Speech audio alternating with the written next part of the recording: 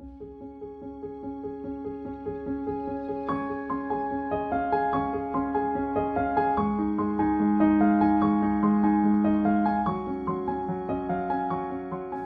to Business Talk with Meghan McNulty, the podcast that takes you behind the scenes of business success and reveals the strategies, insights, and stories that drive these professionals to thrive in the ever-evolving world of business.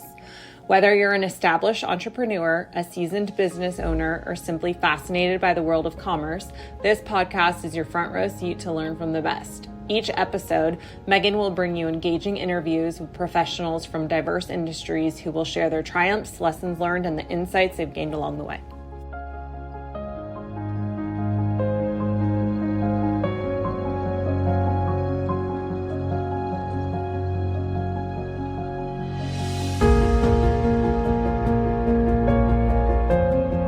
James, I'm so excited to have you here today.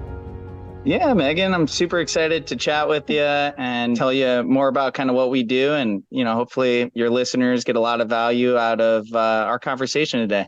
I think they will. So you're not only one of my really good friends, I happen to be best friends with your wife, but also I've watched you grow this company and start a company. And it's a really fascinating story.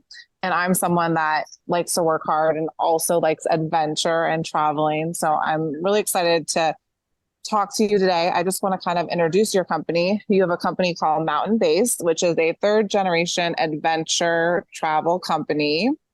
And I'm going to let you kind of talk more about it. But from what I understand, there's three brothers and a cousin who grew up in Iowa, and your family loves adventure and travel. You spent your childhood traveling. And so I would just like you to tell us a little bit more about your company, MountainBased, and how it got started. Yeah, definitely. Yeah, I'd love to. So again, my name is James. I'm the president and co-founder of MountainBased Adventures.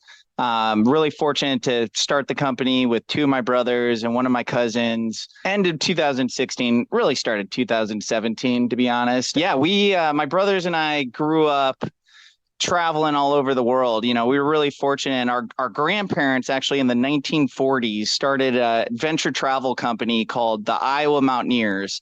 We lived in Iowa City, Iowa. It's a university town. And so obviously an oxymoron because there are no mountains in Iowa. And so the whole foundation behind what they built with it was a sense of adventure and community. And so they were part of the University of Iowa back again, 1940s, through kind of like the PE program that just expanded during that time frame. And my grandfather was professional rock climber and photographer, and my grandmother also had a passion for the outdoors and hiking and climbing and wanted to be with her husband. So they, really took on, putting together this organization, again, the Iowa Mountaineers, and they would set off in adventures up to, state parks that were local. And then from there, it expanded to jumping in a cattle truck with 30 or 40 people, combination of men and women, hitting the gravel roads, heading west to the Colorado Rockies, doing, a bunch of climbing, hiking, kayaking, trips. They would usually put together anywhere from like 2 weeks to a month-long expeditions, starting in the United States, again through Colorado, and then up into Idaho, into the Sawtooth Mountain Range up there, which really hadn't been explored much. And so back then, if you climbed mountains and you were the first one to the top, you got to name the mountain. And so our family grew up with a really proud history. There's a bunch of mountains named after our family and other, Iowa Mountaineer explorers that were part of the group over the years in that mountain range. And so that was a place as kids, anyways, to backtrack, my dad and his two brothers grew up as, young kids traveling along on those adventures. They ended up taking over 75,000 people all over the world, doing first ascents in the Rockies and the Sawtooths, and then doing larger mountaineering expeditions, doing Denali, doing, Mount Kilimanjaro, climbing all over Europe and South America. And so my dad was a world-renowned rock climber. an instructor his whole life. So that's really all he did professionally, was lead groups in the outdoors and teach people how to be safe, how to set up climbs correctly, and really educate that next generation of outdoorsmen. That was one of his passions. And so for me and my brothers as young kids, we were always around that. I was really fortunate to go to the Grand Canyon every year and join a group of, 50, 60 people at the time, which you could do. And so we'd have some big groups. And like, that was my summer break every year, was, going on different expeditions, whether it was going to Kilimanjaro when I was 7, or, going up to Canada and going hiking and climbing with the groups up there. So just for me and my brothers, it was one of those things we just always grew up around it. We were always around leading trips and, seeing what goes into it. Both of our parents, my mom and my dad, really took on the Iowa Mountaineers later. And so that's, again, what we grew up with, and was really what inspired us to start MountainBased. It's, a lot of people, their dads are doctors or professional athletes or lawyers or whatever it might be. Right. And, it's not uncommon that, the next generation just kind of follows in those footsteps in some regard. And so I don't think I necessarily set out with this as like a life ambition, but it turned into that as I got older in life and realized, wow, I really do have a passion for this. And being in these national parks and getting to work with great people on our team, which I'm sure I'll talk more about later, has just been such a blessing. And it's funny how life brings you to this point where I'm, speaking with you on a podcast about leading expeditions all over the world. Amazing. Let's talk about how you guys decided to start the company. How did you guys take the first step and actually execute on forming this company, and what had to happen to actually get your feet off the ground? Yeah. Again, kind of growing up, it was like I was always around it. And until I got older and went to college, and then, that's where I met my wife. I didn't know necessarily what I wanted to do after college. Right. And so I got involved in the health and fitness industry, and I loved being around people, and I loved fitness. I loved, how it can have a positive impact on your life. And I also realized a lot of people struggled with that industry, and I could really help people. And then that grew into a management role where I had like business management, P&L management, hiring, staffing, all those traits that you need to start a business that I had never really experienced before. And so that set a foundation for me. It wasn't until my father died back in 2011, he was really, we grew up where it was always about how we were going to build this huge outdoor company. And, for a long time, he was doing it on his own and had some great team members, but it was really it was him and my mom that were really putting it together. And when I got out of school, the business wasn't really a full-time opportunity, and I wasn't mentally prepared at that time to do it. But when my dad had passed, it just kind of sparked like an inspiration in me to want to give it a shot and like go for it. And my brother was guiding trips with a company that took people all over the country, leading like month-long expeditions, from New York to LA, and doing shorter, hiking expeditions. And so he had a lot of experience in adventure travel today versus, again, 20, 30 years ago. And so he was kind of the foundation of like, okay, we know we have a guide that knows how to run these trips. We all have experience seeing it, but we had never done it. And finally, it just took a leap of faith and like some, strategy and, believing in ourselves that we could figure it out. And so that's kind of what inspired it to start, was kind of in memory of our dad. And like this, again, I was working 6 days a week, most of the years, and that in the health and fitness industry, like a lot of professions, you put in a lot of work. And in that case, I was like in a box. So, I'm in a facility all day, every day, trying to work my way up in the corporate world and, trying to figure out what I want to do with my life. And, I had this opportunity where it's like, man, I can be in the outdoors at these beautiful national parks that people want to go to. It's bucket list item for them. And we have all this experience through just seeing it over and over. I think we can put something together and do it. And so that's kind of what inspired it. Amazing. So you guys started the company before COVID. Can you talk a little bit about how you had started the company and you guys were up and running? And then how did you guys pivot during like dramatic time periods such as that and being a business owner? Yeah, definitely. COVID was really challenging on so many people throughout the country and throughout the world, to be honest. So for us, being a new startup, we bootstrapped it, that first year, just, friends and family, savings to get the company off the ground. And you get hit in the face as a business owner when you realize like, okay, there's a bunch of problems that I got to figure out and you're responsible for figuring it out, and surrounding yourself with people that can help you figure some of these problems out, which, every business has. Problem solving is essential, in my understanding, to be an entrepreneur. And so after year 2, year 3, we're finally we were finally moving in the right direction, where it was like, we can build this into something, we're not living paycheck to paycheck anymore. I think I was surprised how much you have to reinvest back in the business to get it going. So that was, a learning curve. And so anyways, right before COVID, we were finally smooth sailing, like we're growing, we have a great strategy, and then boom, the world shuts down. Yeah, that was really, really tough. We had a full year booked out, and we had, hundreds and hundreds of guests had canceled because, you couldn't travel anywhere. It wasn't safe. And so one thing that we really had to do was we had to be really resilient. We also had to think outside of the box. We run small group trips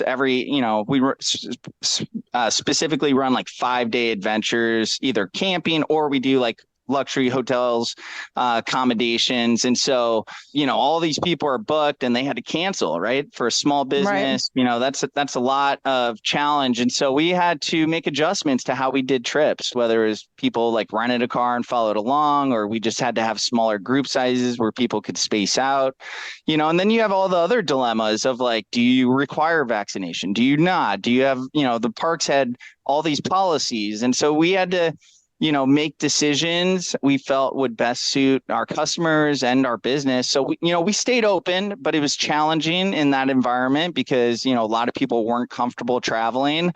And so it was kind of like you're on a ship and there's like the Titanic and everything's sinking, and you're just hoping to get on like a small iceberg and just wait it out till like things get better and someone can help rescue you. Only to realize like there wasn't a whole lot of people coming to rescue. So you just had to figure it out. That being said, it was a major opportunity once we got through that first storm of like the world shutting down. As it started reopening, there was a major, boom in the travel and hospitality industry, which was badly needed after, a really tough year. Yeah, I mean, we've seen that since. Like people have gotten more comfortable with traveling again, and there definitely was built up demand. And so we somewhat benefited, you could say, because, some companies unfortunately couldn't make it through it, right? It was really a tough time for a lot of people. But for those that were able to make it through the other side, that you could say a larger market share to go after of people that really wanted to go back and see these national parks again. I mean, so let's talk about these national parks. So you guys are specifically focused on Utah, correct? My company's based out of Salt Lake City in the greater kind of Salt Lake area. But we specialize in Utah's national parks, or kind of our core trips. So we go to all 5 of Utah's national parks. We also have some itineraries that really tailor on Zion National Park and Bryce Canyon. All 5 of them are so beautiful and so unique from one another. That makes that, that experience, if anyone hasn't been to Utah's national parks, whether you go with us or on your own, definitely worthwhile going and visiting because they are literally out of this world. But we also run trips up to Yellowstone and Grand Tetons, 2 of my, additional favorite national parks. And so we run those trips during the months of July and August. And then in the month of May, which is my favorite time to be in Yosemite because you have typically great waterfalls and a little cooler temperatures. We run like 30 days of trips up in Yosemite in the spring and hope to do that in the fall again next year. So those are some of our trips that we're currently running with, new adventures coming here in the future. So you guys would be considered luxury hiking, right? So can you explain what differentiates your luxury hiking tours from other hiking or traveling experiences? Yeah, definitely. So, I mean, when you use the word luxury, right, there's a variety of different type of luxury experiences that you can do out there, right? Like you can go to Cabo, you can go to Vegas, you can go really anywhere in the world, right? And stay and experience awesome places. For us, ours, again, are tailored around experiences in the national parks and the surrounding areas outside of the national parks. So we run like higher end hotel accommodations where we stay at nice luxury hotels and take care of all the logistics and all the hiking and the meals, and just really make it easy. Like, again, when I was working in the quote unquote more kind of business side, I was even myself would be like, man, I want to do this trip. I want to do this trip. I want to go there. And like, it's tough to make decisions, time to take time off. It's tough to put in the research to figure out all the details. And so our value proposition was really like, we want to make it easy on our guests. So once you book with us, like every detail from sunrise to sunset is set up to maximize your experience, to not make it feel rushed, but also to make sure that you get to see some of the major highlights that, if you have a week in these national parks that you would not want to miss out on.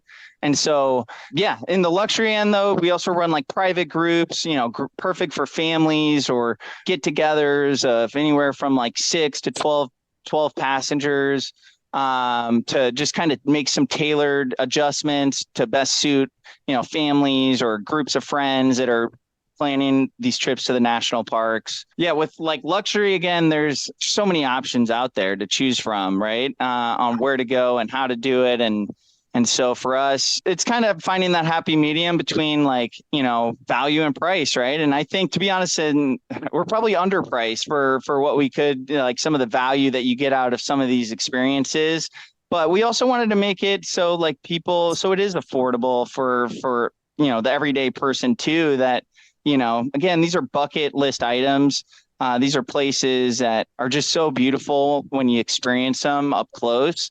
I've taken thousands of pictures and you can never really capture what you're seeing. Wow. So what are the biggest challenges you face in running this travel company? Well, I mean, I think like a lot of businesses after COVID, there's inflation, right? Like there's CPI numbers, and then there's also like food, accommodations, airfare, labor. I mean, all of these are challenges, right? And our industry isn't like huge margins, right? So we had to balance that. Some of that we had to pass on the cost to our customers. Some of that, we just had to be more efficient on where are we going to save money in certain areas when we can't control gas prices, can't control food prices, you know what I mean? Right. So those have definitely been some of the challenges over the years. Regulations and permitting, we've been fortunate to have a great relationship with all of our partners at the national parks and as ambassadors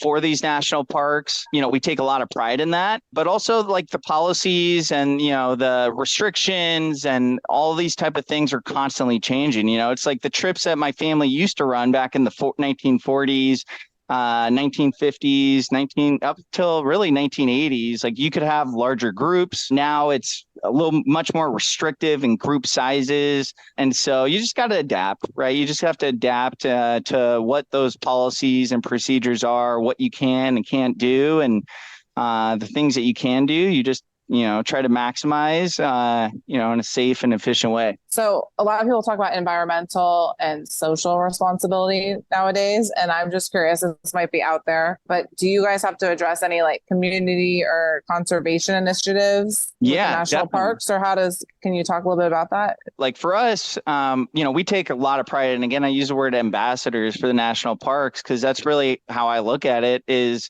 part of our job is to help the national parks with taking care of these places, right? They see millions and millions and millions of people, and most people are super respectful and want to obviously protect these national parks. And then you have a small proportion, like anything, that like could care less and like don't take care of the national parks. And so for us, it's educating people.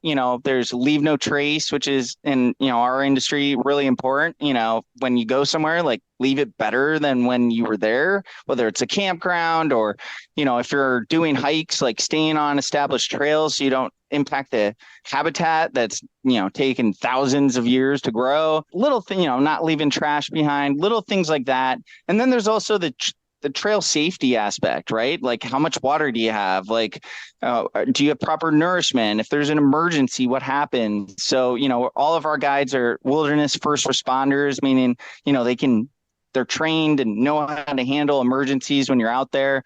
We've had to help the national parks with just not our groups, but other people in the national parks. When you see things going on and they need help, we look to help out people when those situations arise. These national parks, they can be dangerous if you don't know what you're doing and don't have a plan. And so our goal, again, is to be brand ambassadors for the national parks, to protect them, to educate people on them. And one of the great things with small group travel is, we have 11, 12 people in one 15-seater van. And so, yes, there's one van going in, but that's like 5, 6, 7 less cars that may otherwise drive all the way in the national park. So I think, we play a role there. It is important to us, mostly because I want to see these national parks around, and I want to see them protected, and I want to see them, keep their beauty as they are. Do you think, well, this is just kind of off. I just thought about this as you were saying it, but do you think that, like, the state of Utah, for example, does a good job making sure that these parks are preserved for the visitors? I mean, obviously you do, but do you think, like, there's a major, I guess what I'm trying to ask you, is there a major push to make sure it's preserved? Like, does it take a lot of work? Yeah. Okay. And I mean, for the state of Utah, again, I'm not like an expert on this, but from my understanding, a good portion of Utah's revenue comes from tourism, right? Because you have Utah's mighty 5 national parks, the 5 national parks in Utah in the state. And so, you also obviously have skiing and stuff like that. So Utah is a state that is, very much impacted by tourism, and the national parks specifically. Some states like California have like Disneyland and a variety of other options. Utah has one of their, main focuses for tourism is the outdoors, right? So whether it's hiking, skiing, you kind of have it all in Utah's national parks. The state has, in my opinion, done, for our industry in tourism, has done a really good job at times. It's like government shutdowns we've had to experience, right? They supported keeping the national parks open when the government did shut down. Luckily, there was a pretty quick resolution. But for our industry, if the national parks aren't open, that's a big problem. And so very thankful for, their quick action over the years at different times when we've had government shutdowns, that they've emphasized the importance of keeping, for the most part, majority of the parks open during those transitional times, and then ultimately, obviously, stayed open as everything got settled. Yeah, I mean, I'm sure Utah as a state had a huge interest in making sure that everything went smoothly and wasn't shut down. Okay, so let's pivot to, what's your favorite hiking destination on the West Coast and why? I mean, there's so many. That's what the beauty of the, really America and different parts of the world, but specifically out west. I mean, you really have it all. I mean, you got so many gorgeous places. I personally, it's like when you ask me which national park's my favorite, it's like picking my kids, right? Like, I love them all equally. But there's a couple, like, Zion in a morning, beautiful sunrise, hiking the Virgin River Narrows, which is this really cool hike in a river, in a slot canyon. You have all the beautiful colorations of the sun off the rocks, birds chirping, deer, frolicking in the water, right? Whatever picture I'm painting here, right? It's just absolutely gorgeous. And so Zion has always been, one of my favorites, especially getting in the mornings ahead of the crowds and, going in the river for the day and getting out during the summer. It's nice and hot, but you've been cool all day and got to, see so many amazing things. And then Yellowstone National Park again, and Grand Tetons are also personally, some of my favorites. Our logo is a trace of the Grand Tetons. Our grandparents of the Iowa Mountaineers that I referenced earlier, their logo was also the Grand Tetons. And so our logo is just a different perspective on that same mountain range. through our eyes. And so that place has always been really meaningful to me growing up, and then going there now and leading trips. And, for me, I'm a big, I love wildlife. So our morning hikes, and, I got the scope and binoculars, and I'm glancing, looking for, grizzly bears at a safe distance and wolf packs. It's outside of just hiking and climbing, things like that. Those are some of the quieter, but really things that I enjoy at this stage of my life, that I always am excited for my next trip up there to do some of those things. Okay. In terms of the future of your company, do you have any plans for the future? Yeah, we got. Are you guys going to expand? Okay. Yeah. So, right. So, I mean, for us, we're going into years. This is our 7th year, and going through COVID was kind of like a reset, to be honest, as we talked about earlier. And so now we're at that stage where we're definitely more established. We know we can build a business. We know we can get, thousands of people to join us, over the last couple of years. And a lot of them have come back and are excited for the next adventure. And so now we have a foundation to really grow on. So yeah, we have different trips. We're planning anywhere from a 7 to 10 day, Great Alaskan Adventure, to go and see, the grizzly bears up there and Denali. And you name it. We got some awesome itineraries for Alaska that we'll be coming out with. Some different variations of our Yellowstone and Utah trips we'll be coming out with. And, yeah, who knows, with, different type of base camp ideas, and then also international trips. You got the W Trek in Patagonia, Mount Kilimanjaro in Africa has always been a meaningful trip that our parents led, and we've all been on numerous times, but we haven't done as mountain-based. And so getting some international trips sprinkled in next year are just a couple examples of things that we're really looking forward to with our growth. Okay. What advice would you give someone looking to start their own luxury travel business? Yeah, definitely. So find your niche, look at trends, right? What the travel industry is changing, somewhat constantly. So researching that, and then surrounding yourself with really talented people that are also like-minded and are passionate about it. Because I'll tell you this, working with my 2 brothers and my cousin, each of us have different strengths and weaknesses. My brother's great at really understanding the trip details to science, and knows every in and out of all the logistics that go together with putting together a great trip. I have more of a business mindset. I'm okay, how can we take that idea and create a business out of it and build a culture that supports providing a top-notch experience? And my cousin, one of his strengths is, he's great at figuring things out. He built our website, he helped put together our marketing strategy. He helped put together our brand logoing. Those are all traits that he was really personally passionate about, but also could bring to what we're doing. And then my brother, Jared, is got a great eye for photography, content, social media, as well as being a great guide. And so all of us have had to wear numerous hats over the years, with, bootstrapping it to being the only guide. We had 1 van and 1 guide at the time. Then we turned it into 2 vans and 4 guides. And then obviously continuing to grow that now we have about 10 vans and run about 150 trips this year. Hope to run 200 trips next year. And so, yeah, surrounding yourself with people that are like-minded, but also can help you with figuring out some of the challenges, right, that just come with starting any business. I think to be successful, it takes a team, and that's what I've experienced. So what advice would you give to other people that are working with family members? Do you have any specific advice regarding family businesses and people that are your family? For sure. Like anything, there's challenges when you're working with family, right? You can't get around it. Luckily for us, we are very close. And when we disagree, we always come to a resolution. We make the main thing, which is providing a great experience for our guests. Different opinions are good, right? You can have conversations. We've had to learn how to make faster decisions and work through different emotions or ideas, but that's normal, I imagine, for almost any business.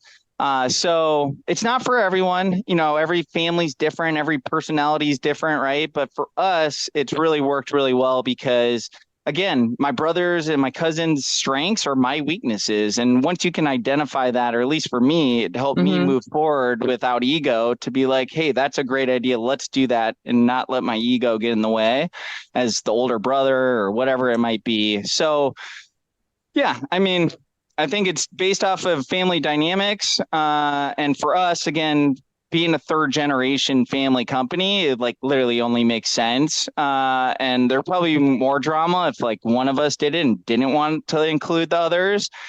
So I think all that kind of played into why it's been working out for us. Can you tell us what like subject matter experts you have how to utilize to make the company successful? Like accountant, lawyer, I don't know, private equity, angel investors, or just like maybe the advice of like other family members who are business owners? Like who would you say are people that you had to lean on to really make sure the business was set up correctly? Yeah, definitely. So one, we had to figure out some of that stuff, like finding a good tax account to help us to do things the right way. And so, we implemented that through trial and error and figuring out relationships and adapting our business and things like that. So definitely that's one thing. In regards to advice, really fortunate, my wife's uncle really helped us with, he's been a CEO really his whole life. So he was able to early on give me some advice on what to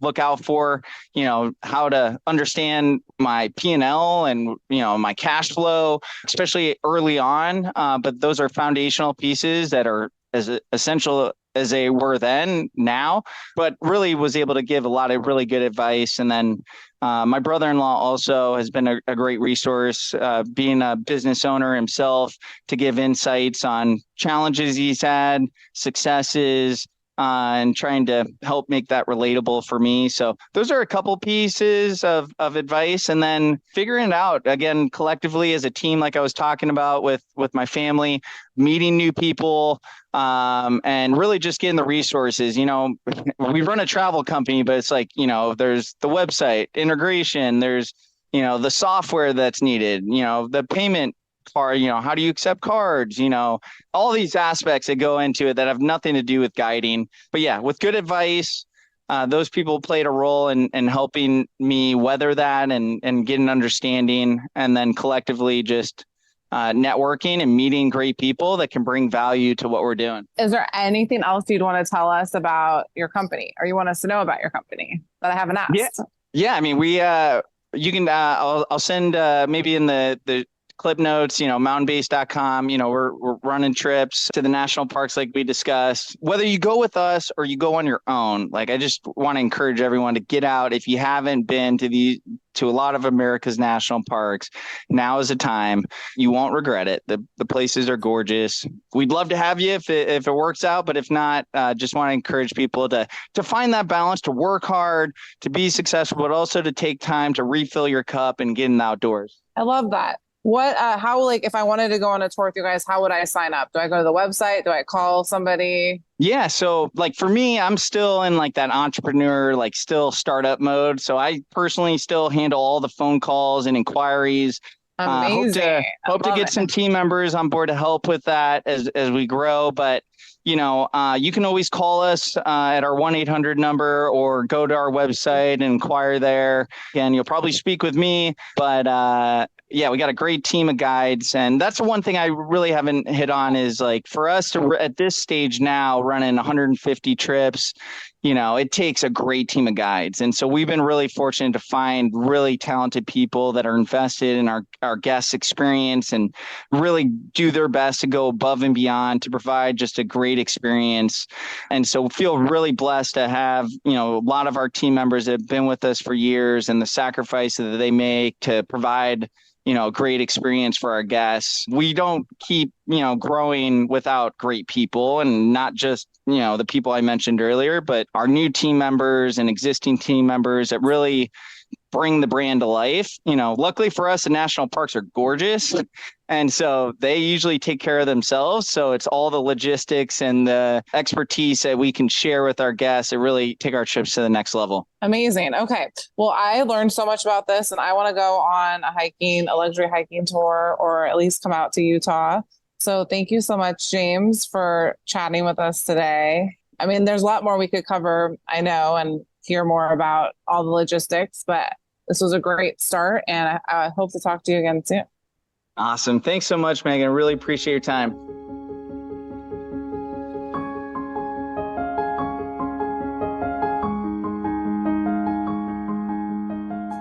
If you've enjoyed today's episode, please consider subscribing to the Business Talk podcast and leaving us a review on your favorite podcast platform. Your feedback helps us grow and improve. Thank you for joining us today. This has been another episode of Business Talk with Meghan McNulty.